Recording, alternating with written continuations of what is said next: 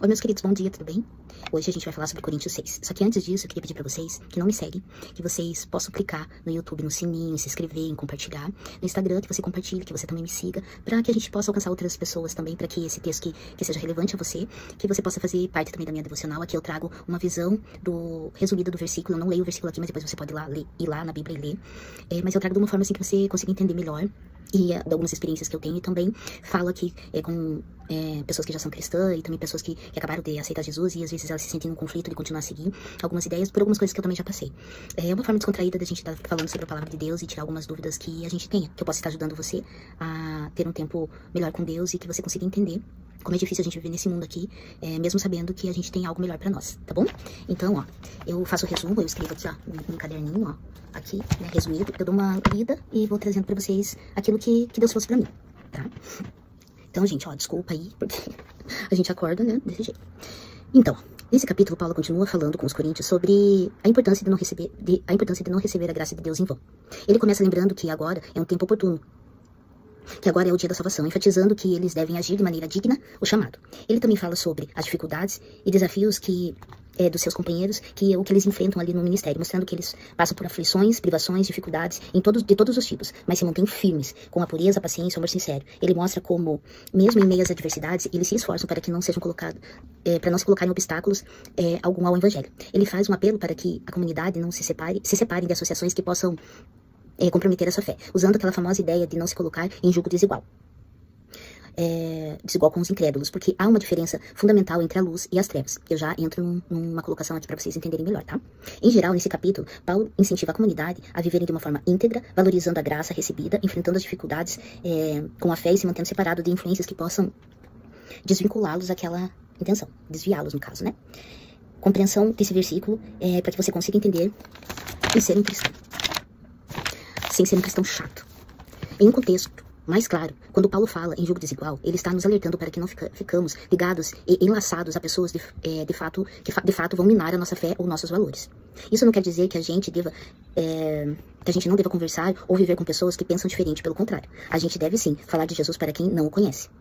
O que Paulo está orientando, em geral, é não deixar que essas influências que ridicularizam ou escarnecem a sua fé tenham um poder maior sobre você a ponto de desviar o seu caminho ou enfraquecer a sua caminhada. Então, os escarnecedores seriam aquelas pessoas que de forma contínua e intencional zombam ou mesmo desprezam os princípios da fé, que tentam arrastar você para um estilo de vida que não faz bem à sua espiritualidade. É mais uma questão de não se deixar influenciar negativamente do que se isolar completamente de pessoas que pensam diferente. O foco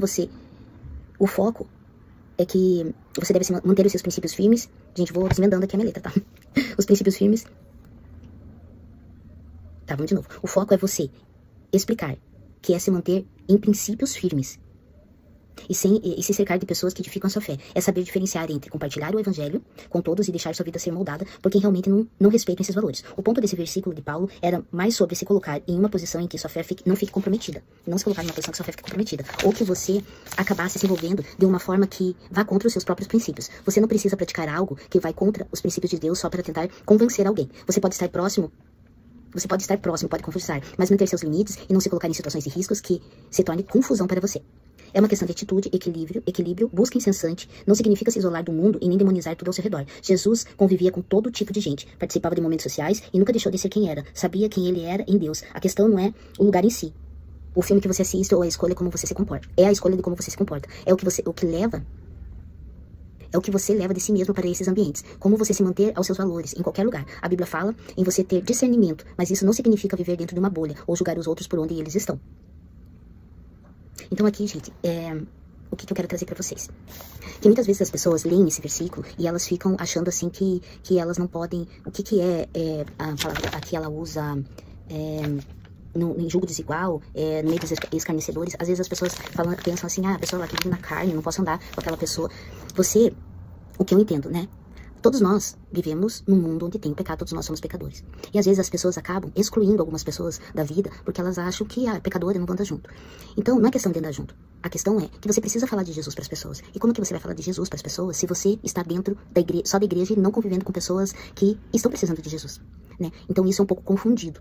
O que eu acho sobre isso, né? E o que eu entendi desse versículo. Quando Paulo fala para Coríntios sobre esse tipo de atitude, ele está querendo falar que nós não podemos estar é dentro de um lugar onde aquilo possa confrontar com aquilo que eu acredito, com a minha fé, e também que escandalize, né? Ou que algum lugar onde que as pessoas vão estar ali ridicularizando a palavra de Deus, né? Porque o que acontece? Se eu, como cristã, preciso falar de Jesus para outras pessoas, eu vou ter que ir em alguns lugares que a gente vai ser confrontado. Mas nós precisamos ser exemplo. E nós precisamos sim falar de Jesus para as pessoas.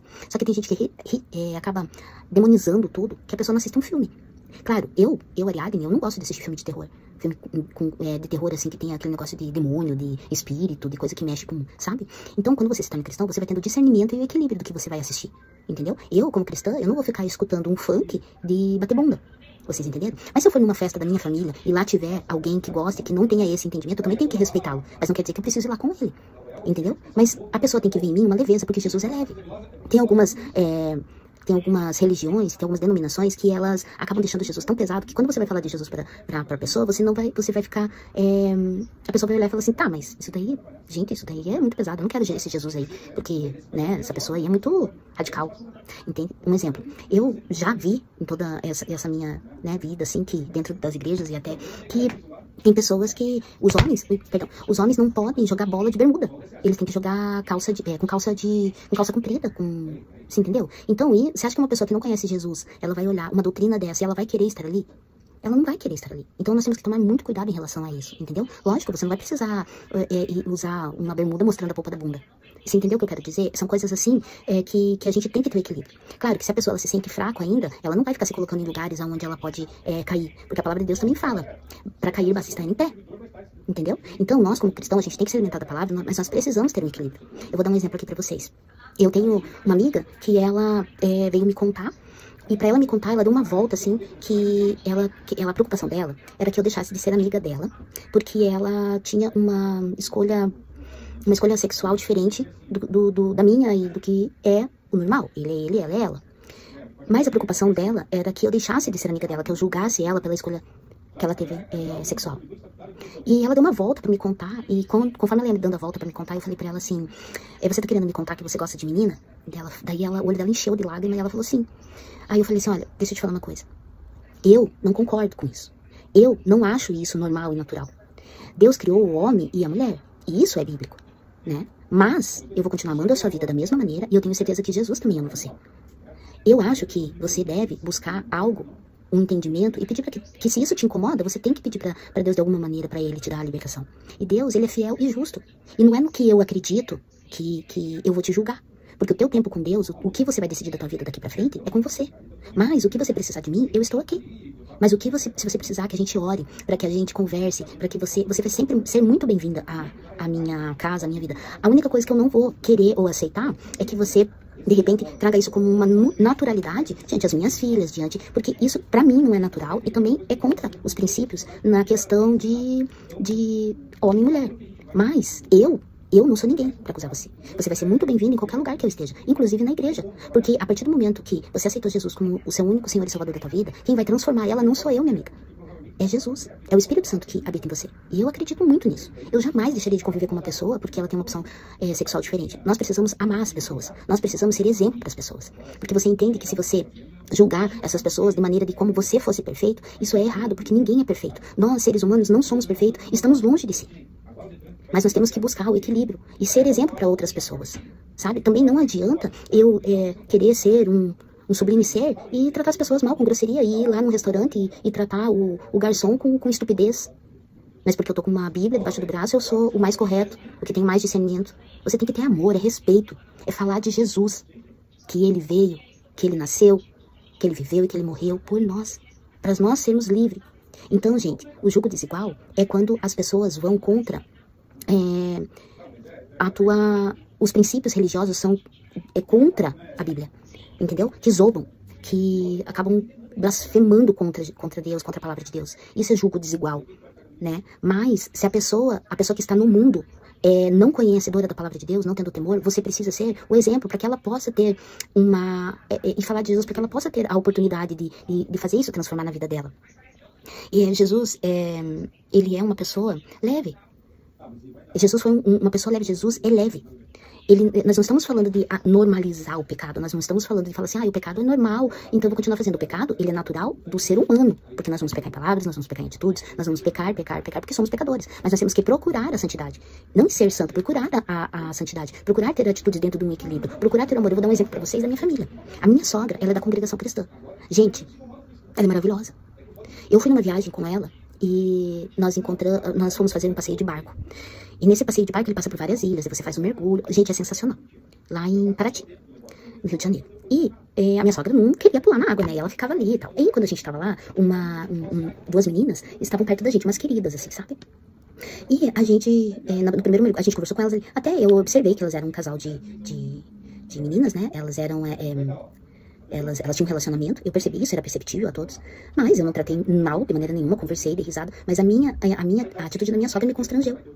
Eu fiquei admirada por ela, porque minha sogra, gente, ela tava no barco, com a saia dela, com a blusa dela, com o cabelo preso dela, com o coque, né, porque ela se sente bem em andar daquele jeito, não é só por causa da religião, ela se sente bem, ela se mantém em Cristo daquela maneira, entendeu? E a gente foi mergulhar lá, eu pulei de boia, não sei nadar, mas fui eu, o Fábio e a minha filha, mais nova. E a gente pulou. Quando eu voltei, gente, uma das meninas pulou também, mas uma delas ficou. E quando eu voltei, a minha sogra já estava abraçada nela, já estava conversando com ela, dando risada, e dando todo amor, todo carinho. Minha sogra já tinha falado de Jesus pra ela. Depois, no próximo mergulho, Jesus falou do amor de Jesus por elas. E por incrível, gente, as duas meninas, a família delas, elas eram cristãs. Aí você fica pensando assim, o que aconteceu no meio do caminho, né? Sabe o que aconteceu, gente? Testemunho de vida. Entendeu? E as duas estavam ali, uma delas até chorou. E na hora de ir embora, ela abraçou minha sogra e agradeceu. E falou assim, olha, muito obrigada, Deus abençoe. E a minha sogra falou assim, olha, Deus abençoe a vida de vocês, Jesus ama muito vocês, né? Voltem pro caminho do Senhor. Porque o que acontece? Você acha que se minha sogra estivesse ali, olhando a elas, com um olhar julgando a escolha delas, você acha que essas meninas tinham ali sido quebrantadas? Como Jesus e o Espírito Santo vai agir na vida delas? É ele, mas a minha sogra fez a parte dela. Entendeu? E nem elas foram preconceituosas com a minha sogra porque ela tava de coque e saia longa. E nem a minha sogra com elas. Isso é Jesus, gente. Entendeu? A minha sogra não vai frequentar a balada LGBT.